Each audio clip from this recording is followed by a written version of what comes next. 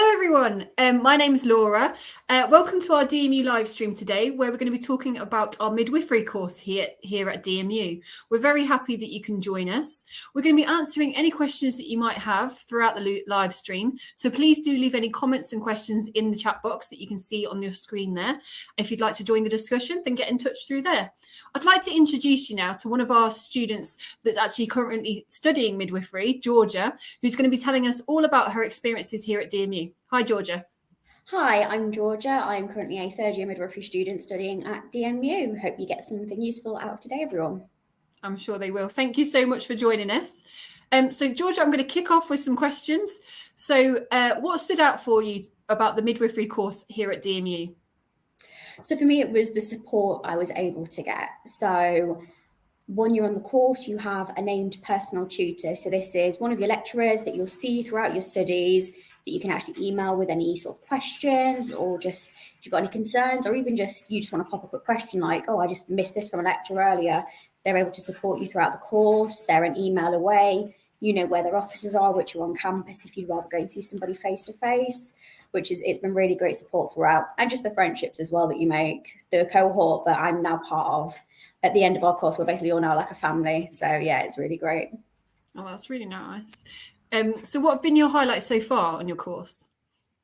For me personally, I've really enjoyed going out on the placements that the course offers. So there's mandatory placements that you'll take throughout the 3 years of your course, and the experiences that I've been able to gain and sort of be a part of throughout my time have been really, really useful. I've been part of some experiences that I don't think I'll ever forget, even years down the line when I'm a trained professional. That's great. I imagine that there's times on the course where it's been quite challenging. What sort of support does DMU offer to help you with that? Yeah, so the course, it's very head-on, it's very challenging, but you can, again, have your personal tutor to support you throughout. There's also support, again, talking to your friends, building those sort of support networks are really key throughout. The people on the course were great at understanding each other. And yeah, helping out, and we can sort of talk to each other, and we've got that understanding of the course and what it entails. And also in your cohort, you will actually have a course rep. So that is me for my cohort. So if you've got any worries about the course or anything you want to bring to the attention of the lecturers, but you'd kind of want to remain anonymous, the course reps can actually pass that on. We have monthly meetings where we can discuss things where students might not be enjoying something. So we can just look at changing it just to help improve the student experience. That's really good. That's really good that you've got support within DMU, but then the wider sort of your friends and colleagues that are actually doing the course as well. So they know the specific troubles or challenges that you're facing while you're there. Yeah, it's nice for those who don't feel as comfortable, sort of in first year for me especially. I started during the height of COVID, so I'd not really met any of the lecturers. So it was nice that I was able to, we could talk to each other instead whilst we're still building those relationships. Yeah, that makes sense. That's really cool.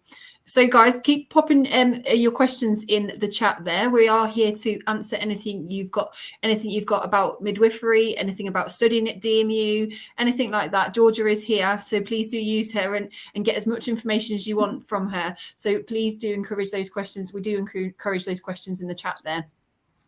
So we're going to ask another question first. So how much time do you spend in the clinical skills suite? So you spend a mixed amount of time. So it depends on the modules you're studying at that time. For example, in first year, I use them for a good couple of hours a week. So in your first year, you start building basic skills. So simple things just like how to take a person's observation. So checking their heart rate, breathing, things like that. And they're a great tool to use, bridging that gap before you go out onto that first bout of practice. Just to help learn, you can practice so many things, and the tools that university have got are really, really great. For those of you who've been to the open days, you'll have seen and actually been in the clinical skills suites that we use. Lovely, thank you. And also, are the facilities and the lecture rooms for midwifery students, are they all in one building? So they are slightly spread out on campus, but they are the two main buildings. So there is the Edith Murphy, where health and life sciences are based. That's more of a lecture building. But then sort of literally a 2-minute walk away, you can see them from next to each other, is the Hawthorne building, which is where you'll have all of your clinical skills sessions, where all of your practical buildings are and things like that. But also you might have random lectures on other rooms around campus, but you'll get plenty of notice and you can find out where you're going in plenty of time. That's the thing. And we're such a a nicely spaced out campus, but equally so easy to walk around and get from one side to the other quite quickly, isn't it? Definitely, yeah. Great stuff. So whilst we're on the topic of facilities and equipment, we're going to now look at which the student midwives use in training. We're going to show the video. We're going to show a video to the viewers at home of a little bit of a tour of what's on offer. Hello, welcome to the Faculty of Health and Life Sciences. My name is Christine and I'm a second-year student midwife. Today I'll be giving you a tour of the facility that we have to offer.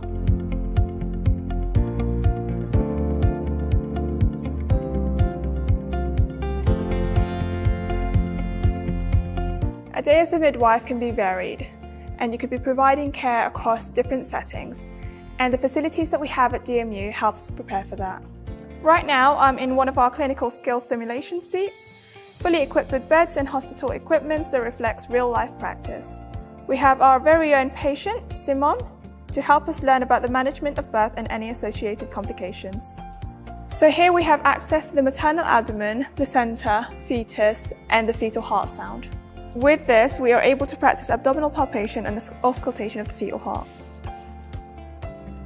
Last but not least, we have the pool. This is where we facilitate mobility in labour and natural processes of childbirth and water birth. So that's all we have time for today. But if you wish to find out more, head on over to our website.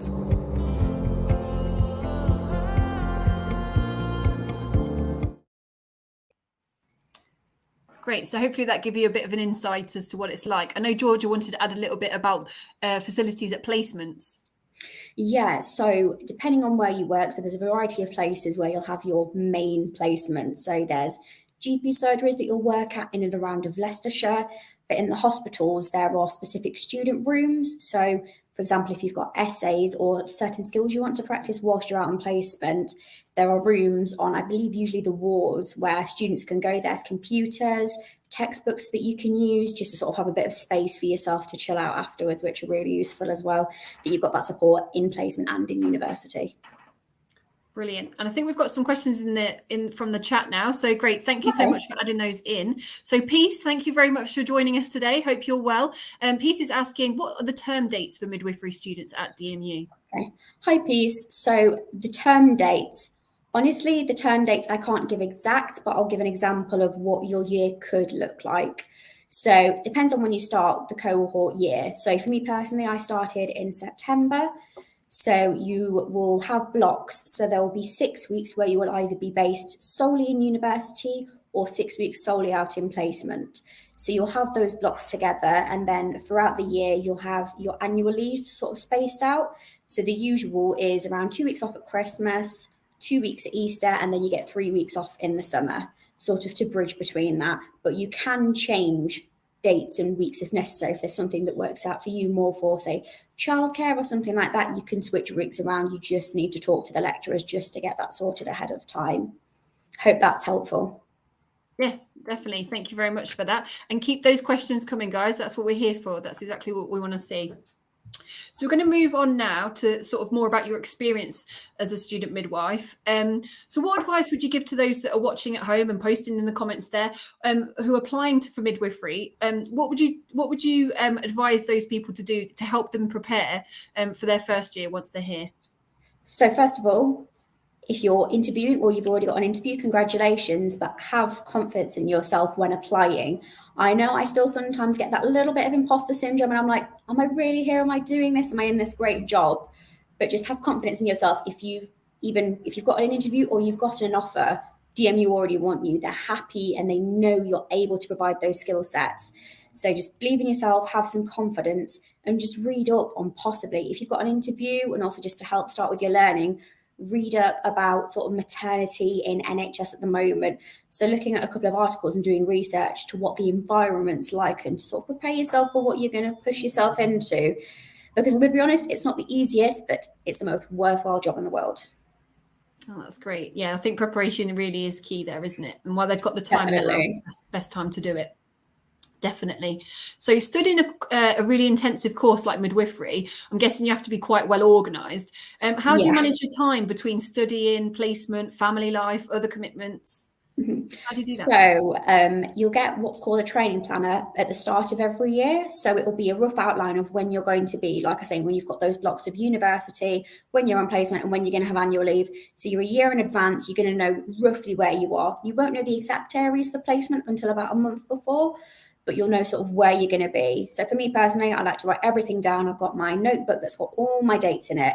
I write down my dates when I've got student finance, where I'm going to be, what shifts I'm on for different shift patterns. So I can say, okay, I've got this weekend off. I'm going to balance my time and I'm going to go home and see family for the weekend. It's important to take that time for yourself. This course, as we keep saying, it can be mentally rough at times. So you need to make sure you've got that time for yourself, where as much as you need to take time to sort of keep studying alongside the course, you need to ensure you've got time for yourself where you can relax, do things that you enjoy doing, going out with friends, whatever works for you. So yeah, that's what works for me, just writing everything down so I've got it all in front of me. That's clearly working for you as well, because I know that earlier you said to me that you've been working at the open days and helping out there as well. So you've got time for part-time work as well. Yeah. That's great. No, that's good. It's obviously working. So good tip there. Tell us about your experiences on your placements. How soon into the course did you go out on your first placement? So as I stated, I started at the very end of September, and I had a 6 to 8 week period where I was in university and we were starting to learn the basics of sort of pregnancy. And then we had a couple of weeks where for those first few weeks I was on placement, you're not expected to physically do anything. At that point, it's just you go and you get used to the environments, the experiences that you're going to have. And my advice, ask all the questions. There's no silly questions. You're better off asking it now than later on when you just think, oh, I wish I'd have known that earlier. Like, it was such a simple thing. But ask the questions and then get involved where you can. I feel like it's the 6 to 8 week period is a nice gap where you've got a bit of that knowledge under your belt now and you feel like, okay, you're ready to go out. But it's not so long that you're like, oh gosh, it's been so long and I'm learning now. Am I going to be okay going out? But yeah, it was really great going out for the first time. I still remember it now. Oh, that's great. Where was your first placement, and what real memory stands out for you for that first experience in the real, in the field of midwifery? So my first week, I was working in a GP surgery. So I was based in community midwifery, so completing women's appointments throughout their pregnancy where the midwife sees and checks on them. So for me, it was actually being that part of, I'm actually here now, I'm on the course and I'm going to get these experiences. And it was actually seeing these pregnant women and actually finding a fetal heart for the first time, to being able to listen to a baby from a pregnant woman and just seeing the joy on her face of being able to hear her baby for the first time. It was a lovely experience that I won't forget. Yeah, that sounds great. Actually, just listening to you, it makes me want to reconsider my career. Now you've done several placements, what is your advice about getting the most from your experiences there? Like I said before, ask questions and get involved. You get out of what you put into your placements at the end of the day. So saying, even if you're not confident and they say, hey, do you want to have a go at doing this today? Say, you know what? I might want to have a go, but I'm still a little bit unsure. Would you mind just walking me through it and doing it with me? Just getting those experiences where you can. You only have so much time in placement, but all of your supervisors, which are what the midwives you'll work with are called whilst you're out there, use your supervisors to your advantage. They have the knowledge. They're real practicing midwives who can help you sort of gain your skills. And you can say, oh, this is what I kind of want to work on while I'm here. Are you able to help me with this? And they'll never say no. They're always there to help you and support you. They've been in your position. They know what it's like. That's an important thing to remember, as everyone's been in that position to start with. It might have been a while ago, but they know how you're feeling at that stage. And like Georgia said, there is no silly questions in placements, but there's also no silly questions here as well. So do make sure you pop any questions and comments in the chat. That's what me and Georgia's here for today, to answer any of those questions that you might have. So Georgia, I know that you're currently studying doing a case holding module. Can you tell me what this is and how it's all going so far for you? So my case holding placement personally has been my absolute favourite placement of the course. It's been a build-up of all that I've been learning for the last 3 years. So I've now officially been signed off to give care to low-risk women, as we call it. So women who have uncomplicated pregnancies, and I can be their primary caregiver. So we get to act as their midwives.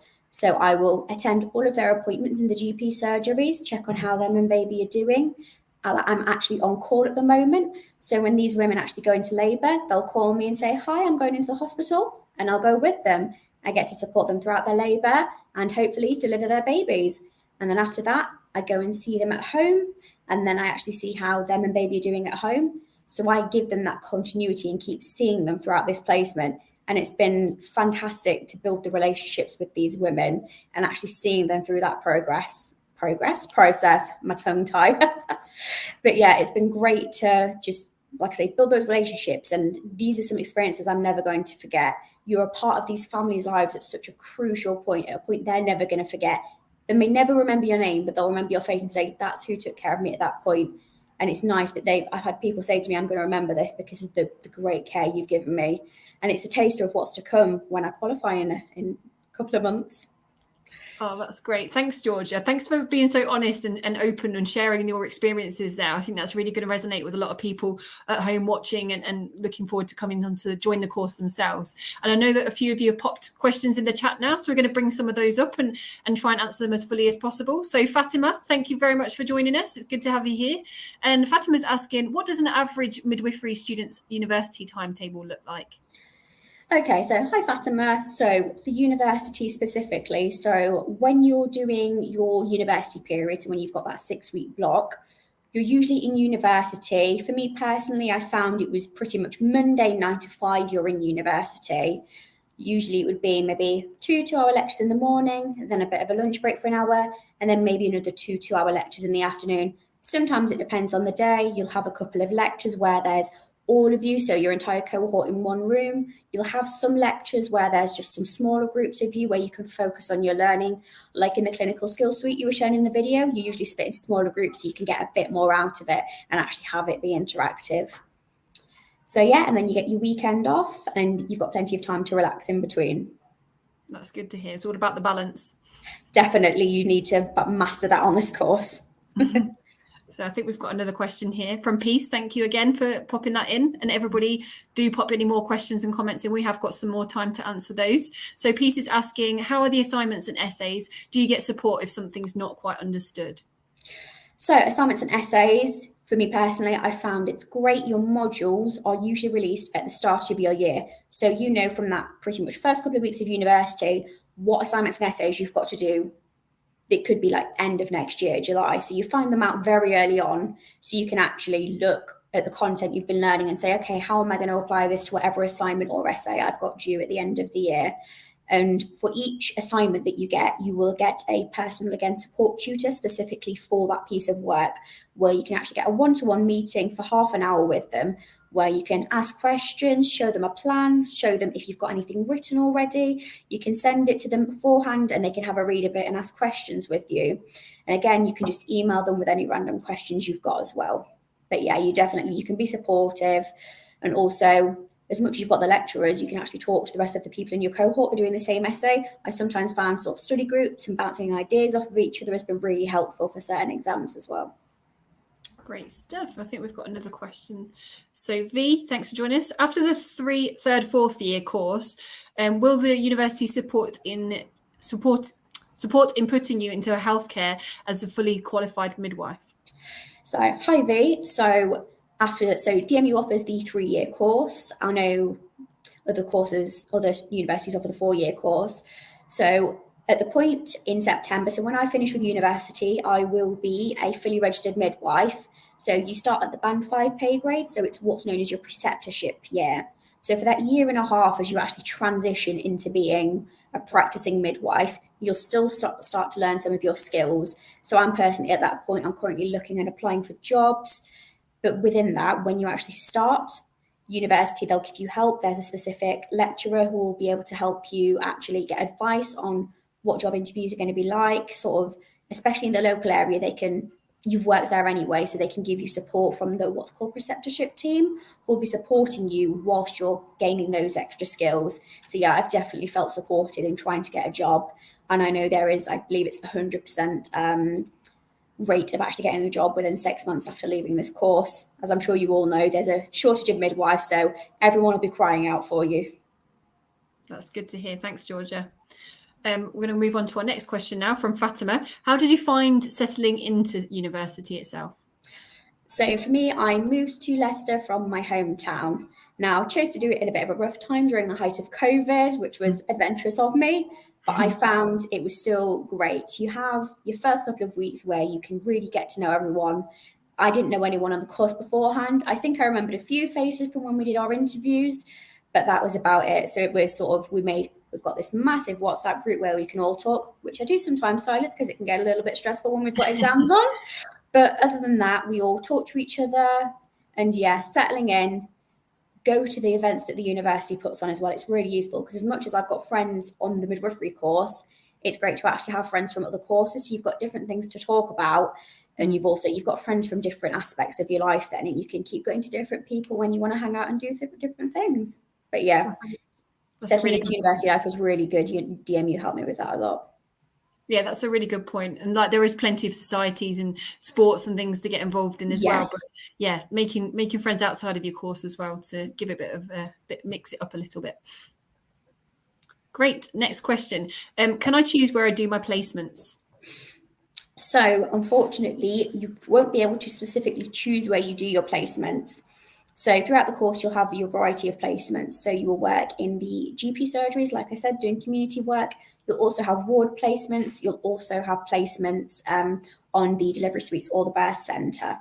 Now, if you do have a preference, you can note that. So for midwifery in Leicester, you have for your hospital placements, you have the Leicester Royal Infirmary and the Leicester General Infirmary. So you can state if, for example, travel-wise, as I don't drive, and the Royal was closer, I did actually say at first, could I try and be placed at the Royal just as it was easier for travel-wise? But again, these are preferences and they can't always be guaranteed. But if you say, if I had a friend who was wanting to go to the Royal and I was wanting to go to the General, we can do a direct swap and just put that through the placement team. Again, you can give preferences depending on whether you drive and what works for you, especially with the community where sometimes you can be placed as far out as Melton. For those who don't drive, it's definitely better to put your preferences through early on. Great, lovely. Next question for you. Peace is just asking, once you have a place at DMU, what are the next steps and will the university let you know when the start date is? So congratulations if you have got your place at DMU, and the next steps, I'd say, I don't know, obviously, try and think. Honestly, for me, it feels like such a long time ago now as a third year. So they'll let you know, I think, a month or two before they should let you know when the start date is. But I know for September cohorts or October cohorts, whichever you want to call it, your start is usually the very last week of September or the first week of October. For the January cohorts, I believe it's the first couple of weeks of January that you will start as well. And those first couple of weeks, it's not going to be intense. They'll just start you off, have a bit of an induction, allow you to get to know all of your cohorts. So you can start to build those relationships and just get you started with what you're going to be learning on the course.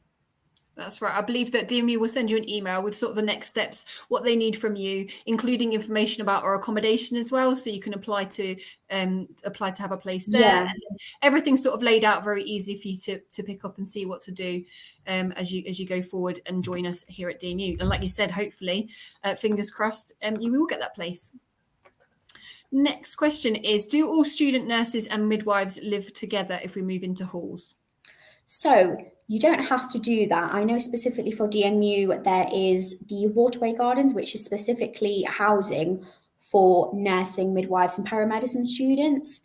For those who want to have a bit of a sort of lifestyle of people who understand, because you will do shift work as a student, if you want to ensure that you can get sort of like people who understand what your course is going to entail, then you can actually request to live in that sort of housing to be put with people who run a similar courses. So you're not going to be sort of coming home from a shift at 7 o'clock and there's people in your flat next to you having a party.